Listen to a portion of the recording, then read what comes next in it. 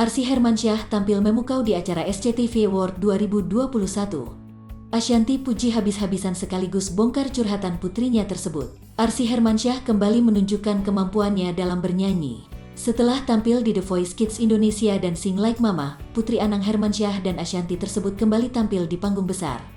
Kali ini Arsy Hermansyah tampil di acara SCTV Award 2021. Arsy pun tak sendirian.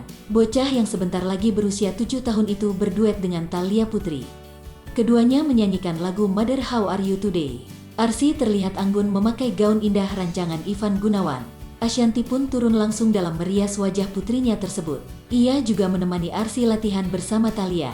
Tak lupa, Ashanty juga memberi wejangan penting kepada Arsy agar tetap fokus saat bernyanyi. Pelajaran dari yang kemarin, kakak kebanyakan lihat orang, jadi lupa masuknya. Kakak kebanyakan joget, mic-nya kakak kemana-mana padahal nyanyinya bagus. Nah yang ini kakak fokus aja dengerin musik, kata Ashanty seperti dikutip tribunstyle.com dari YouTube The Hermansyah A6, Minggu tanggal 28 November tahun 2021. Ashanty kemudian menemani Arsy duduk di dekat panggung. Kendati hanya menemani, ia mengaku sampai keringat dingin. Arsy yang mau nyanyi aku yang deg-degan, sampai keringat dingin, ungkap Ashanty. Arsy akhirnya tampil di atas panggung.